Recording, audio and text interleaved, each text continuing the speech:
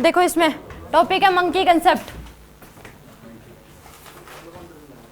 इसमें देखो कि इस केस में टेंशन कितनी होगी, मान लो स्ट्रिंग है, इस केस में पूछ लिया कि ये यहाँ पे दे रखी है, ये दे रखी है, इसकी स्ट्रेंथ दे रखी है कि इस रस्सी में जो स्ट्रेंथ है वो 70 न्यूटन है। अगर इससे ज़्यादा आपने इसमें टेंशन प्रोड्यूस कर दी तो ये रस्सी क्या हो जाएगी, टूट जाएगी।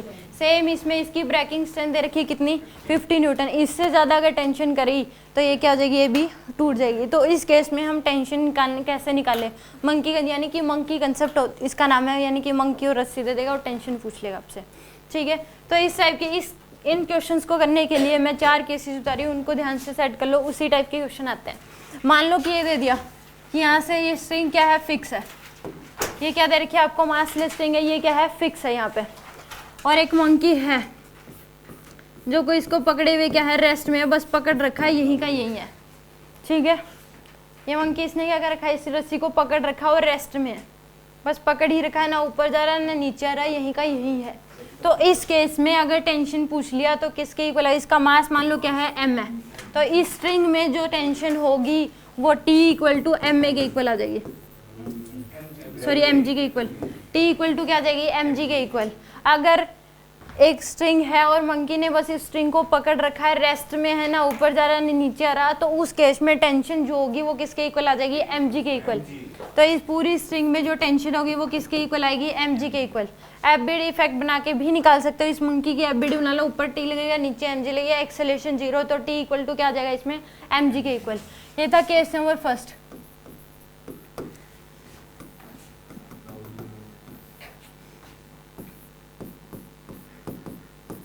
एम मास का मंकी अगर v की कांस्टेंट वेलोसिटी से ऊपर जा रहा है चाहे नीचे जा रहा है, तो उस केस में टेंशन कितनी होगी, v की कांस्टेंट वेलोसिटी से ऊपर जाए चाहे नीचे, ठीक है, दोनों ही केस में ऊपर जा रहा हो v की कांस्टेंट वेलोसिटी या फिर ऊपर से नीचे आ रहा हो v की कांस्टेंट स्पीड से, तो टेंशन जो होगी वो mg के इक्वल होगी इस केस में भी, क्योंकि अगर कांस्टेंट स्पीड दे रखी है तो इसका मतलब एक्सेलेरेशन क्या होगा, 0, तभी कांस्टेंट स्पीड रह सकते हैं, इसका एक्सेलेरेशन खुद का जो है वो क्या है, 0, तो टेंशन किसके इक्वल आ जाएगी, mg के इक्वल।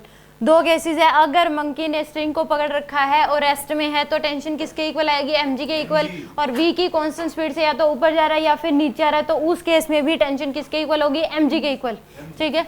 केस नंबर 2,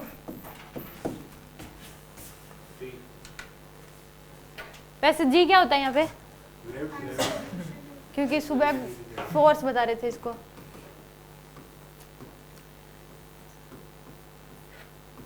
अगर मंकी ए के एक्सेलरेशन से ऊपर जाएगा तो इसमें स्ट्रिंग में टेंशन कितनी होगी, तो कितनी होनी चाहिए, mg के इक्वल होनी चाहिए, mg से ज़्यादा होनी चाहिए, फिर mg से कम होनी चाहिए, ज़्यादा होनी चाहिए, क्यों,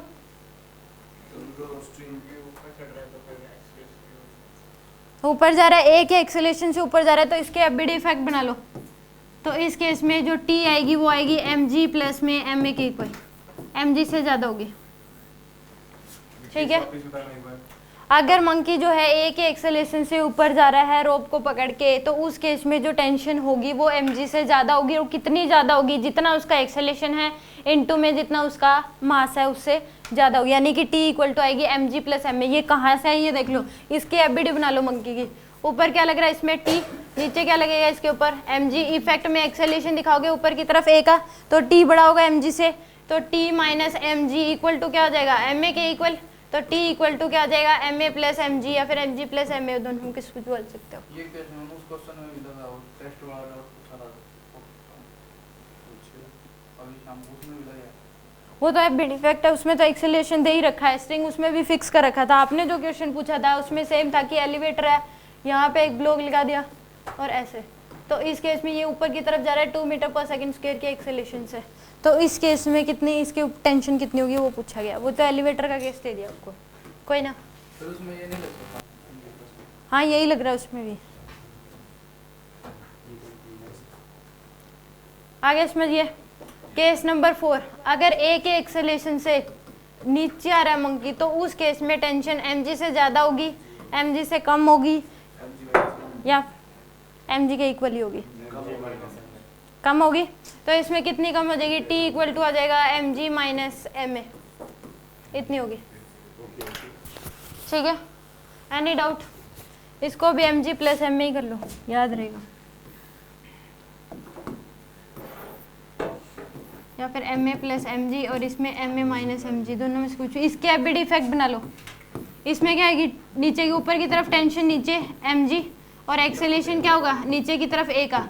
तो इस केस में टेंशन टी इक्वल टू क्या आ जाएगी, एम जी माइनस टी करोगे, इसमें इक्वेशन क्या बनेगी, एम जी बड़ा होगा टेंशन से, तो M G minus T equal to क्या आ जाएगा, एम ए के इक्वल। तो यहाँ पे M G minus M A equal to क्या आ जाएगा आपके पास, टी के इक्वल। ठीक है, तो एम जी से क्या होगी, इसमें कम ही होगी और इसमें एम जी से क्या होगी, ज़्यादा होगी। ये क्वेश्चन भी आ चुका कि अगर एक मंकी है वो ए के एक्सेलेरेशन से ऊपर जा रहा है तो उस केस में टेंशन जो होगी एम जी से ज़्यादा है, एम जी से कम है या एम जी के इक्वल होगी। तो अगर ए के एक्सेलेरेशन से ऊपर जा रहा है तो एम जी से क्या होगी, ज़्यादा होगी। ए के एक्सेलेरेशन से नीचे आ रहा है तो एम जी से क्या होगी, कम होगी। और रेस्ट में है और कॉन्स्टेंट स्पीड से जा रहा है या फिर आ रहा है तो एम जी के इक्वल ही होगी। ठीक है, एक क्वेश्चन करके दिया तो इसमें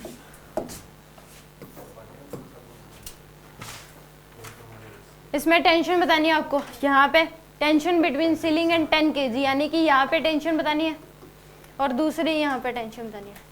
इससे नीचे जो टेंशन होगी, मान लो ये ए पॉइंट है, ये बी सी डी और ई, ई से नीचे टेंशन होगी ही नहीं, कोई फोर्स नहीं लग रहा, इसमें टेंशन 0 है। तो ये बताना है कि सी डी पार्ट में कितनी टेंशन है, ए बी पार्ट में कितनी टेंशन है।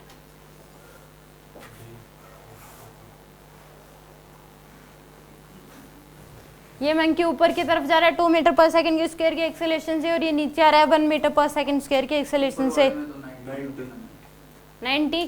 ठीक है, यहाँ पे जो ए बी पोर्शन है इसमें ये एक्सेलरेशन है, मीटर पर सेकंड स्क्वायर दे रखा है। ये बताओ कि यहाँ पे ए बी पोर्शन में जो टेंशन होगी वो दोनों की वजह से होगी या फिर इस मंकी अकेले की वजह से होगी। यहाँ पे जो टेंशन प्रोड्यूस होगी ए बी पोर्शन में वो इन दोनों मंकी की वजह से होगी या फिर अकेले एक की वजह से होगी, एक की वजह से, दोनों की वजह से।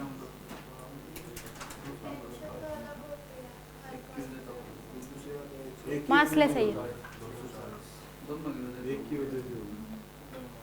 दोनों की वजह से। श्योर हो जाओ, फिर एक या दो आंसर दे दो। एक की वजह से कितने कह रहे हैं और वो एक कौन सा है, ऊपर वाला, और दोनों की वजह से और कुछ है कंफ्यूज है इसमें दोनों की वजह से होगी। अगर मान लो स्ट्रिंग है, यहाँ पे मान लो एक ब्लॉक बांधोगे तो स्ट्रिंग ज्यादा आएगी कि, और 2 ब्लॉक बांध दिए तो स्ट्रिंग ज्यादा नहीं आएगी। तो इन दोनों की वजह से ही टेंशन होगी। यहाँ पे एक रस्सी है, मान लो उसके ऊपर 2% है और 1% है, तो किसमें ज्यादा टेंशन होगी, जिसमें 2 उसमें ज्यादा टेंशन होगी ना। तो सेम इसमें भी इसी रस्सी पे 2 जो है 2 मंकी हैं, तो यहाँ पे जो टेंशन होगी इन दोनों की वजह से होगी, क्योंकि छत पे उतना ही ज्यादा प्रेशर पड़ेगा, स्ट्रिंग नीचे आने की कोशिश करेगी उतनी ही। आ गया समझ आपको। तो यहाँ पे जो टेंशन होगी इन दोनों की वजह से होगी। इसमें देखो, इसकी वजह से ये मंकी नीचे की तरफ आ रहा है, तो यानी कि नीचे की तरफ आ रहा है तो टेंशन किसके इक्वल हो जाएगी, M G minus M A के इक्वल। मानते हैं इस बात को। और ये ऊपर की तरफ जा रहा है तो टेंशन किसके इक्वल आ जाएगी, M G plus M A के इक्वल। क्या आएगा, जी की वैल्यू पॉजिटिव नेगेटिव, क्या जी की वैल्यू 10 ही लेनी है, पॉजिटिव नेगेटिव तो इसमें कोई चक्कर ही नहीं है, काइनेमेटिक्स थोड़ी ना है। ठीक है, तो इस केस में अगर वैसे साइन देखोगे तो माइनस का लेते हैं जनरली। ठीक है, और इस केस में वो डिपेंड करता है जी का साइन वेलोसिटी किस डायरेक्शन में है, या फिर वेलोसिटी सेम डायरेक्शन में है या फिर अपोजिट डायरेक्शन में है। एक्सेलेरेशन जो वेलोसिटी अपोजिट है या फिर सेम है। ठीक है, तो यहाँ पे ये इसकी वजह से टेंशन कितनी आ जाएगी, M G plus M A, क्योंकि ऊपर की तरफ जा रहा है एक्सेलरेशन से। तो यहाँ पे जो टेंशन होगी वो सिर्फ किसकी वजह से होगी, इस मंकी की वजह से। और यहाँ पे जो टेंशन होगी वो इसकी वजह से भी होगी और इसकी वजह से भी होगी। तो इसकी वजह से जो टेंशन होगी वो कितनी आ जाएगी, एम जी की वैल्यू कितनी आ जाएगी 100 माइनस एम ए की वैल्यू कितनी आ जाएगी 10, तो 90 न्यूटन। और इसकी वजह से जो टेंशन होगी वो किसके इक्वल आ जाएगी, एम जी की वैल्यू है 200 प्लस एम ए की वैल्यू कितनी है 40, तो 240 न्यूटन। अब यहाँ पे अगर टेंशन पूछी है इस CD पोर्शन में, यानी कि दोनों मंकीज के बीच में अगर टेंशन है तो वो किसके इक्वल आ जाएगी, 240 न्यूटन की वजह से, क्योंकि यहाँ पे जो टेंशन होगी बस इसकी वजह से होगी, क्योंकि ये मंकी तो इससे ऊपर है, ठीक है। तो इसका आंसर क्या आ जाएगा, 240 न्यूटन। और यहाँ पे जो टेंशन होगी वो किसकी वजह से, इसकी वजह से भी प्लस इसकी वजह से भी, तो दोनों की वजह से होगी, कितनी होगी, 90 + 240 330 न्यूटन। एनी डाउट, दोनों क्वेश्चन में कोई डाउट है? इसी क्वेश्चन को FBD इफेक्ट बना के भी कर सकते हो तो आंसर सेम आएगा, बट अगर अलग अलग निकाल लो, यहाँ पे अगर एक और मंकी होता तो यहाँ पे टेंशन जो आती उन तीनों की वजह से आती, ठीक है। यहाँ पे अगर टेंशन पूछेगा अच्छा तो और जो भी मंकी है उनके बीच अगर टेंशन पूछेगा तो जितने भी मंकी होंगे इसके नीचे सभी की वजह से टेंशन आएगी। अब इन दोनों की वजह से पूछ रहा है, या इसमें बीच में पूछ रहा है तो बस इसकी वजह से आएगी, इसकी वजह से यहाँ पे कोई इफेक्ट नहीं पड़ेगा। अगर ये नहीं होता मान लो तो इससे नीचे जो टेंशन होती वो 0 होती, रस्सी जो है वो ऐसे होती, इसमें कोई टेंशन नहीं होती। और अगर यहाँ पे एक और मंकी होता मान लो तो उस केस में यहाँ पे जो टेंशन होती वो सिर्फ इसकी वजह से होती, इन दोनों का कोई रोल नहीं था उसमें, ठीक है। और अगर नीचे ऊपर की तरफ जा रहा है एक्सेलरेशन से तो T = क्या आ जाएगा, mg + ma, और नीचे की तरफ आ रहा है तो T = क्या आ जाएगा, mg - ma। तो यहाँ पे जो होगी दोनों की वजह से होगी तो इन दोनों को क्या कर दो, ऐड कर दो। यहाँ पे जो होगी ओनली इसकी वजह से होगी तो ये आपने निकाल ली 240। अब देखो एक क्वेश्चन,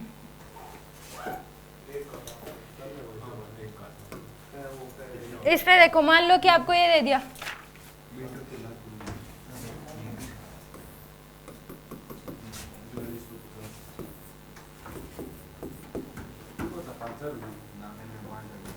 इस स्ट्रिंग की जो ब्रेकिंग स्ट्रेंथ है वो दे रखी है आपको 68 न्यूटन, ठीक है। और मंकी का जो मास दे रखा वो दे रखा आपको 4 kg। इस मंकी को इस छत पे जाना है और कम से कम टाइम में जाना है, तो इसका मैक्सिमम एक्सेलरेशन कितना होगा ये बताना है। इस मंकी को इस रस्सी का सहारा लेके ग्राउंड से क्या जाना है, छत पे जाना है, और ये बताना है कि उसको कम से कम टाइम लगना है कि मैं जल्दी से जल्दी पहुंच जाऊं, इसको जल्दबाजी है बहुत ज़्यादा। तो ये बतानी है कि इसको कितना अपना मैक्सिमम एक्सेलरेशन करके ये जा सकता है, ए मैक्स की वैल्यू बतानी है। और इस स्ट्रिंग की जो ब्रेकिंग स्ट्रेंथ है वो 68 न्यूटन है। अगर इससे ज़्यादा टेंशन प्रोड्यूस की तो उस केस में ये स्ट्रिंग टूट जाएगी। तो ये बताना है कि इस केस में ये कितने मैक्सिमम एक्सेलरेशन से इस रस्सी का सहारा लेके यहाँ तक पहुँच जाए, बता दो। 7 मीटर/सेकंड²। इसमें इक्वेशन ये ऊपर की तरफ जाना है, इसको एक्सेलरेशन ऊपर की तरफ करेगा तो T = क्या आ जाएगा, mg + ma, ये बनेगी इक्वेशन। तो यहाँ पे T की वैल्यू दे रखी है आपको कितनी, 68 न्यूटन। मैक्सिमम इसमें 68 न्यूटन की टेंशन हो सकती है, तो 68 = mg की वैल्यू कितनी आ जाएगी, 40 प्लस मास कितना है 4 × a, तो 68 - 40 = क्या आ जाएगा, 4a के इक्वल। तो आ जाएगी आपके पास 28 = आ जाएगा 4a। तो a की वैल्यू कितनी आ जाएगी, 28 / 4 यानी कि 7 मीटर/सेकंड² का। इससे ज़्यादा एक्सेलरेशन वो नहीं कर सकता है। अगर इससे ज़्यादा एक्सेलरेशन करा तो ये क्या हो जाएगी, स्ट्रिंग टूट जाएगी। मैक्सिमम एक्सेलरेशन 7 हो सकता है, इससे कम तो वो कितना भी करे तो रस्सी नहीं टूटेगी। मैक्सिमम कितना हो सकता है इसमें, 7। मिनिमम तो कितना भी कर ले जाए, 0 भी कर सकता है, विदाउट एक्सेलरेशन भी जा सकता है उस केस में। समझ में आ गया ये क्वेश्चन? अगर मान लो ये बोल दिया, हो गया,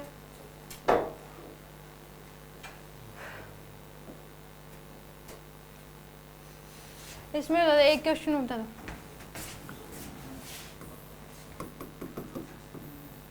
अब मंकी छत पे है, ब्रेकिंग स्ट्रेंथ दे रखी है आपको 32 न्यूटन।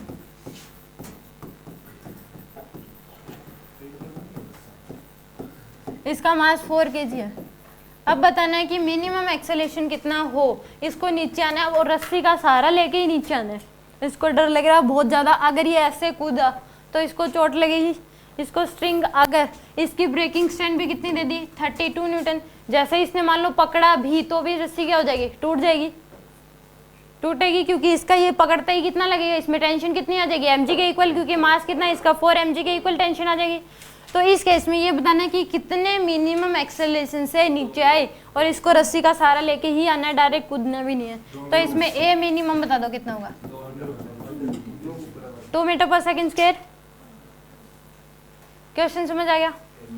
तो यहाँ पे टेंशन जो होगी वो किसके इक्वल आ जाएगी, mg माइनस ma के इक्वल।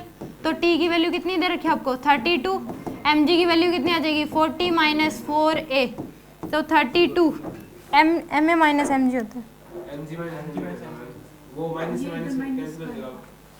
ठीक है ये ले लो, माइनस 40 इक्वल टू क्या आ जाएगा -4a, तो आ जाएगा आपके पास -8 इक्वल टू -4a, माइनस से माइनस कैंसिल, a की वैल्यू क्या आ जाएगी 2 मीटर पर सेकंड स्क्वायर। यानी कि मिनिमम इतना करना पड़ेगा इसको, मैक्सिमम तो कितना भी कर सकता है, अगर इससे कम करा तो भी क्या हो जाएगी, ये स्ट्रिंग टूट जाएगी। मिनिमम 2 हो सकता है, इससे ज़्यादा कितना भी कर सकता है। क्यों टूट नहीं लगेगा उसका, तो फिर 40 32 है और वो नीचे आया तो 40 हो जाएगा। तो वो तो अगर पकड़ के विदाउट एक्सेलेरेशन आएगा तो 40 होगा ना टेंशन। अगर वो 2 के एक्सेलेरेशन से आएगा, देखो अब मान लो ये 2 के एक्सेलेरेशन से नीचे आ रहा है, आप कह रहे हो कि आंसर गलत हुआ है, तो मान लो ये 2 के एक्सेलेरेशन से नीचे आ रहा है, टेंशन बतानी है, तो t की वैल्यू क्या आ जाएगी, mg की वैल्यू 40, नीचे आएगा तो mg माइनस ma करोगे तो माइनस का 4 इंटू में एक्सेलेरेशन कितना है 2, तो t की वैल्यू किसके इक्वल आ जाएगी 32 न्यूटन। तो एक्सेलरेशन से आएगा तो उसका फोर्स कम हो गया। हाँ, अगर वो किसी अगर डायरेक्ट उसने पकड़ा विदाउट एक्सेलेरेशन 0 है तो उस केस में यानी कि वो एक विदाउट एक्सेलेरेशन आ रहा है, यानी कि कांस्टेंट स्पीड से नीचे की तरफ आएगा, तो t इक्वल टू क्या आ जाएगा mg के इक्वल, तो फिर तो 40 हो गया। और ब्रेकिंग सेंड कितनी है 32, तो उसको किसी ना किसी एक्सेलेरेशन से आना पड़ेगा। हमने यही पढ़ा था कि अगर मंकी जो है किसी एक्सेलेरेशन से अगर नीचे की तरफ आता है तो टेंशन mg से कम होती है, तो वो किसकी कितनी कम हो जाती है mg माइनस ma, वो जितने एक्सेलेरेशन जाएगा उतनी टेंशन क्या हो जाएगी कम। तो मिनिमम उसको इतना रखना पड़ेगा, इससे ज़्यादा तो वो 3 भी रख सकता है, 4 भी, 5 भी, 6 भी, कुछ कितना भी, बट मिनिमम उसको 2 रखना पड़ेगा। अगर 2 से हल्का सा भी कम हुआ तो ये स्ट्रिंग जो होगी वो टूट जाएगी, क्योंकि इसमें मैक्सिमम टेंशन इतनी ही आ सकती है, इतना ही वजन झेल सकती है। समझ आ गया?